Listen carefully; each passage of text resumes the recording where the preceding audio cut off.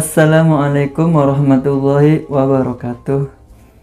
Sahabat horor, dalam kesempatan kali ini saya Ilyas akan menceritakan tempat pesugihan Nyi Roro Kembang Sore dan sejarah yang melatar belakangi tempat ini dijadikan sebagai tempat pesugihan. Makam tua ini disebut-sebut sebagai makam seorang putri Kedaton bernama Roro Kembang Sore. Seumur hidupnya, sang putri tidak pernah menikah. Konon katanya, karena itu maka makamnya dikeramatkan dan salah satunya disebutkan ampuh untuk ajang pesugihan. Namun suami istri dilarang ritual di tempat ini. Mengapa? Ikuti terus video ini sampai selesai. Namun sebelum lanjut videonya, alangkah baiknya untuk menekan tombol subscribe terlebih dahulu dan nyalakan lonceng notifikasinya agar tidak tertinggalan berita terupdate dari kisah-kisah video menarik lainnya dari channel saya ini. Dan terima kasih banyak bagi yang subscribe di channel saya ini. Dan bagi sahabat horor yang telah mengklik video ini, terima kasih banyak. Kehidupan modern seperti sekarang ini, budaya materialistik memang telah memperbudak sebagian besar manusia dalam mencapai tujuan hidupnya. Mereka berlomba-lomba memburu kekayaan, saling membanggakan harta, dan pada gilirannya manusia lupa pada kodratnya. Demi mendapatkan kekayaan dengan jalan pintas, banyak orang yang akhirnya menempuh jalan pintas. Mereka mendapatkan bisa hidup senang, bergelimangan harta, tanpa perlu usaha yang sebagaimana untuk mendapatkan semua itu. Di antara jalan pintas yang dipilih adalah dengan mencari pesugihan. Fenomena mistis yang satu ini memang sudah jamak di kalangan masyarakat umum, khususnya di kalangan masyarakat pinggiran. Namun, seiring dengan waktu, fenomena pesugihan juga telah merambah ke kalangan menengah atas. Pertanyaannya, benarkah pesugihan ini bisa ditempuh dengan cara mudah? Dan benarkah pula pesugihan ada dalam kenyataan yang sesungguhnya? Entahlah. Menurut cerita yang sudah sangat lama berkembang, makam kuno yang terletak di Bukit Bolo, Desa Bolorejo, Kecamatan Kauman, Kabupaten Tulung Agung, Jawa Timur ini memiliki tuah gaib yang bisa membantu para pemujanya untuk memperoleh kekayaan dengan cara irasional. Lantas, siapakah Roro Kembang Sore itu sebenarnya? Mengapa pula makamnya dihubung-hubungkan dengan urusan pesugihan? Menurut informasi yang didapat, Roro Kembang Sore adalah putri Adipati Bedalem dari Kadipaten Bonorowo. Selain cantik, dia juga dikenal amat ramah terhadap siapa saja. Para kaula alit di Bonorowo menyebut Roro Kembang Sore sebagai putri berbudi luhur. Dikisahkan, karena kecantikan dan keluhuran budinya, banyak orang yang menyukai Roro Kembang Sore. Tak jelas kapan dan dengan cara apa sang putri meninggal dunia, yang pasti hingga akhir hayatnya dia tetap dipuja, terutama oleh kaum Hawa. Memang sampai sekarang masih banyak orang yang ngalah berkah di makamnya. Yang unik, entah siapa yang memulai pemujaan terhadap Roro Kembang Sore itu, kemudian tidak hanya dimanipulasi oleh kaum Hawa, kaum Adam pun tak ketinggalan memujanya. Lebih ekstrim lagi, pengkudusan tersebut kemudian dihubung-hubungkan dengan masalah pesugihan. Menurut pantauan yang didapat, tidak hanya pedagang tempe yang datang ke makamnya dan menggelar ritual khusus supaya tempenya laris. Tapi banyak juga artis lokal yang melakukan ritual di tempat ini dengan maksud supaya lekas menjadi artis ibu kota. Bahkan banyak juga bisnismen kelas menengah yang juga melakukan ritual di sini. Oke, lanjut cerita mengenai Roro Kembang Sore. Dikisahkan pula semasa pemerintahan Adipati Bedalam muncul kelompok sayap kiri dan sayap kanan dalam pemerintahannya. Pendukung sayap kiri terdiri dari para berandal yang menginginkan terjadinya kekacauan selama pemerintahan Adipati Bedalam. Motifnya jelas, yakni ingin menguasai seluruh wilayah Kadipaten Bonorowo. Sementara terjadi kemelut politik, Roro Kembang Sore selalu berbakti kepada ayahandanya tercinta. Dia sering memberikan saran dan masukan berbobot kepada ayahandanya dengan maksud jangan sampai memperhatikan usulan kelompok sayap kiri. Agaknya dia tahu benar bila usulan tersebut ditanggapi akan mengacaukan jalannya roda pemerintahan. Karena tekanan yang sedemikian kuat dari kelompok sayap kiri, saran dan usulan sang putri tak mendapat tanggapan sang ayah. Sebab Adipati Bedalam memang telah ada di bawah pengaruh golongan sayap kiri. Suatu ketika, Roro Kembang Sore bertemu dengan seorang putra penguasa Majapahit bernama Pangeran Lembu Peteng yang tengah mengembara sambil melihat situasi wilayah Kadipaten Bonorowo. Pertemuan dua insan ini membuahkan tali persahabatan begitu erat. Bahkan setelah sekian lama saling bertemu, akhirnya terjalinlah tali persaudaraan di antara keduanya. Sayangnya, hal ini ternyata menimbulkan rasa cemburu seorang tokoh sayap kiri yang bernama Kalang. Padahal menurut silsilah keluarga, Kalang sesungguhnya masih berstatus paman Roro Kembang Sore. Dalam suatu kesempatan yang baik di depan Adipati Bedalam, Kalang menebarkan fitnah dengan mengatakan bahwa putri Roro Kembang Sore telah memadu kasih dengan Pangeran Lembu Peteng. Atas laporan palsu ini, Adipati Bedalam marah besar. Dia lantas memanggil Pangeran Lembu Peteng. Disitulah Adipati melampiaskan amarahnya dan mengusir Lembu Peteng dari wilayah Kadipaten Bonorowo. Selain diusir, Pangeran Lembu Peteng juga dikucilkan oleh kelompok sayap kiri. Itu sebabnya dia segera meninggalkan lingkungan Kadipaten untuk melanjutkan pengembaraannya. Tak disangka, kepergian Pangeran Lembu Peteng ternyata diikuti oleh Roro Kembang Sore. Hal ini tentu menimbulkan kegaduhan. Raibnya Roro Kembang Sore dari lingkungan Kadipaten membuat Kalang tambah penasaran. Memang sejak lama Kalang memendam asmara yang mendalam terhadap putri berparas ayu dan berbudi luhur ini. Hanya karena rasa sungkannya, Kalang memendam hasad ini.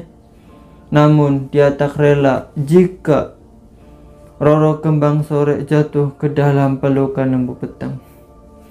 Keinginan untuk memperistri Roro Kembang Sore tak terbendung.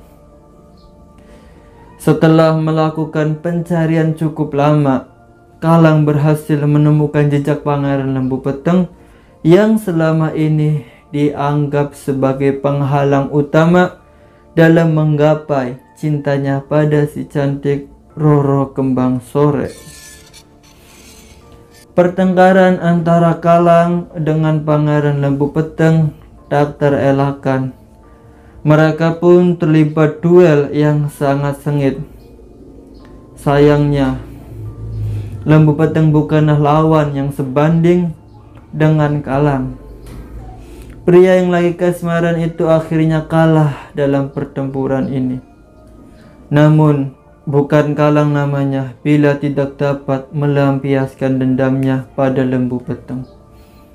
Dia meminta bantuan Hasan Basri, sahabat karibnya. Berkat bantuan Hasan Basri, Pangeran Lembu Peteng terluka oleh tombok Korowelang. Karena kesaktian tombok Korowelang, tak berapa lama kemudian Pangeran Lembu Peteng gugur dengan darah membasahi tanah Kadipaten Bonorowo. Walau begitu, Roro Kembang Sore bisa lolos dari tangan Kalang dengan cara melarikan diri. Jejaknya pun tak bisa diendus oleh Kalang dan antek-anteknya. Meski tak bisa menyunting Roro Kembang Sore, Kalang punya ambisi lain yang tak kalah besar, yakni menguasai seluruh wilayah Kadipaten Bonorowo. Ambisinya ini memang terwujud. Setelah dibantu Hasan Basri dan antek-anteknya, Kalang berhasil menghabisi nyawa Adipati Bedalem.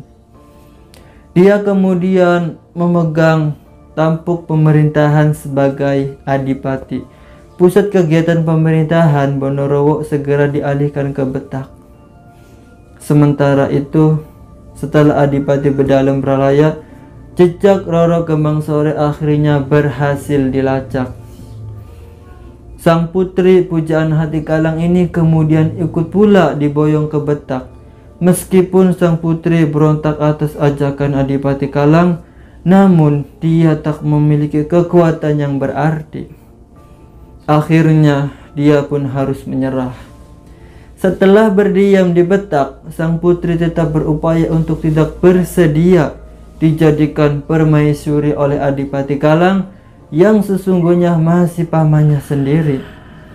Lewat berbagai cara, Roro Kembang Sore akhirnya berhasil melarikan diri dari Kadipaten Betak.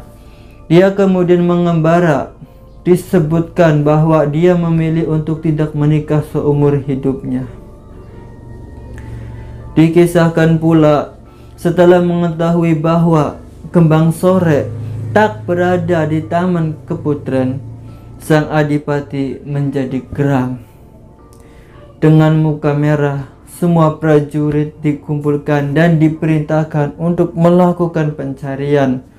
Karena rasa marahnya, sang Adipati bahkan memberikan wewenang untuk mengumumkan sayembara kepada khalayak ramai yang berbunyi antara lain, barang siapa yang dapat menemukan dan menangkap Roro Kembang Sore supaya diserahkan kepada Adipati Kalang, masyarakat yang berhasil melaksanakan akan diberi hadiah istimewa, diangkat sebagai demam di daerah Bandil. Gaung sayembara dari Adipati Kalang terdengar pula oleh para begal. Para begal menanggapi dengan sungguh-sungguh dan penuh sukacita. Di antara sesama begal saling berunding soal sayembara itu. Padahal selama ini mereka belum pernah melihat wajah Roro Kembang Sore. Para begal lalu menemukan akal akan mencegat setiap wanita berparas cantik yang kebetulan lewat untuk dikorek jati dirinya. Waktu terus berlalu. Suatu ketika, dua orang begal berpapasan dengan seorang wanita berparas cantik dan berpenampilan lemah lembut. Keduanya langsung menghentikan langkah wanita yang disangka sebagai Roro Kembang Sore itu. Nyatanya memang benar. Wanita berparas cantik tersebut mengaku bernama Roro Kembang Sore, putri mendiang Adipati Bedalem dari permaisuri yang bernama Roro Mursodo. Mendengar pengakuan ini, kedua begal itu tertawa ngakak, menunjukkan kegembiraan. Roro Kembang Sore segera mereka ringkus dan mereka boyong untuk diserahkan pada Adipati Kalang. Roro Kembang Sore tak menolak ajakan kedua begal ini, namun dengan syarat tertentu, yakni kedua begal harus adu kesaktian. Siapa yang menang, dialah yang berhak menyerahkannya ke hadapan Adipati Kalang. Kedua begal tak keberatan memenuhi syarat yang diajukan Roro Kembang Sore. Keduanya kemudian saling adu kesaktian untuk tampil sebagai pemenang. Selagi lomba adu kesaktian itu berlangsung sengit, secara diam-diam Roro Kembang Sore yang cerdik itu melarikan diri. Kedua begal akhirnya kaget demi melihat Roro Kembang Sore yang telah menghilang. Mereka segera menyadari kebodohannya dan kemudian bersepakat untuk melakukan pengejaran. Setelah gagal dalam pencarian, keduanya baru sadar bahwa mereka telah menjadi korban tipu muslihat Roro Kembang Sore. Meski dijadikan sebagai permaisuri, Roro Kembang Sore tetap menolak menikah dengan Adipati Kalang. Baginya, daripada harus menikah dengan Adipati Kalang, lebih baik tidak menikah selamanya. Disebutkan setelah Adipati Kalang mati disobek-sobek tubuhnya oleh Pati Gajah Mada, sampai hayatnya Kembang Sore belum pernah menikah. Meski sebetulnya banyak yang mau memperistrinya, tapi semua pinangan ditolak dengan halus oleh Roro Kembang Sore. Salah satu pinangan tersebut berasal dari Joko Budeg. Pada waktu Joko Budeg melamar, malah disuruh Roro Kembang Sore berangkat bertapa di Gunung Budeg. Sampai akhirnya dia dikenal dengan sebutan Joko Budeg. Demikian sekilas kisah tentang Roro Kembang Sore menurut keterangan Basuki, juru kunci makam Roro Kembang Sore. Konon karena kisah cintanya tak tersampai antara Roro Kembang Sore dan Pangeran Lembu Peteng, Adipati Kalang dan Roro Kembang Sore, juga Joko Budeg dan Roro Kembang Sore, sampai sekarang makam Roro Kembang Sore masih tetap dikeramatkan. Bila malam tiba, apalagi malam mingguan, lokasi di sekitar makam ini ramai didatangi para peziarah. Uniknya, di antara para peziarah itu banyak pula perempuan penjajah seks. Mereka berkeliaran mencari mangsa laki-laki hidung belang di sekitar kuburan Cina Bong yang ada di dekat makam Roro Kembang Sore. Dengan banyaknya para pekerja seks komersial (PSK), maka di Gunung Bolo terjadi perpaduan antara wisata seks dengan wisata spiritual. Peziarah yang murni ingin melakukan ritual, mereka cenderung datang ke makam Roro Kembang Sore pada waktu pagi atau siang hari. Nah, di makam ini ada seorang penyanyi bernama Ayu, penyanyi dangdut lokal Tulungagung. Ayu mengaku datang ke makam Roro Kembang Sore untuk yang kedua kalinya. Tujuannya, di samping supaya mendapat banyak job, dia juga ingin jadi penyanyi dangdut kondang seperti Inul Daratista. Memang, ubu rampe yang dibawa Ayu tidak sama dengan ubu rampe orang yang akan mencari pesugihan di makam Roro Kembang Sore, yaitu kembang boreh, minyak wangi, dan kemenyan. Bedanya hanya orang yang mencari pesugihan harus membawa ubu rampe, sekul anget, nasi gurih panggang ayam, dan sekul wangi, bunga telon, minyak wangi, kemenyan. Selain ubu rampe tersebut, sepulang dari melaksanakan ritual, tidak boleh berhenti di kawasan Gunung Bolo. Biasanya, kalau sudah berhasil apa yang diinginkan, hari Jumat Pon, si pelaku pesugihan terus menyembelih kambing di makam Roro Kembang Sore. Setelah itu, semua ubu rampe ditaruh di makam Roro Kembang Sore tersebut. Yang terasa nyeleneh, konon bila permintaannya ingin lekas tercapai, maka si pelaku pesugihan harus melakukan hubungan seks haram dengan lawan jenis. Namun hal ini dibantah oleh juru kunci yang mengatakan, sebetulnya tidak ada keharusan si pelaku pesugihan melakukan hubungan badaniah. Dikatakan oleh Basuki, yang pantang adalah ziarah bagi suami istri. Konon, kalau suami istri sama-sama ziarah ke makam Roro Kembang Sore, maka kemungkinan besar kelak di kemudian hari mereka akan terlibat perselingkuhan. Kalau tidak suaminya, istrinya yang akan selingkuh. Begitu pula sebaliknya.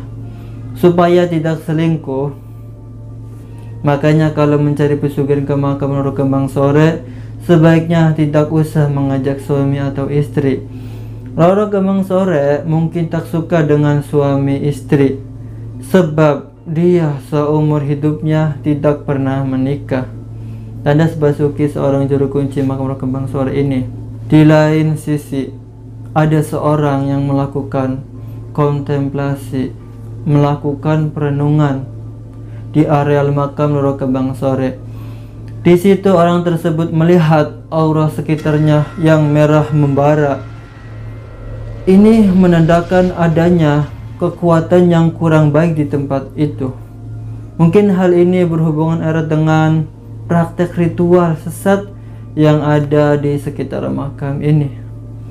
Di samping itu, orang tersebut juga menyaksikan penampakan sosok perempuan berambut panjang, riap-riapan, dengan buah dada menggelayut sebesar pepaya Bangkok.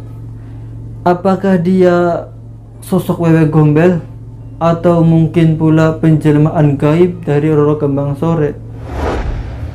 Apapun sosok itu, yang pasti siapapun harus berpikir 1000 kali bila ingin mencoba-coba jalan sesat di tempat ini. Ingat, banyak jalan menuju keberhasilan yang diridhoi Tuhan. Jadi berjuang dan jangan mudah menyerah dalam menggapai kehidupan yang lebih baik. Jangan lupa berdoa selalu pada Tuhan Yang Maha Esa. Oke sahabat horor, sekian dulu cerita kali ini. Semoga dapat menghibur waktu luang kalian. Wassalamualaikum warahmatullahi wabarakatuh.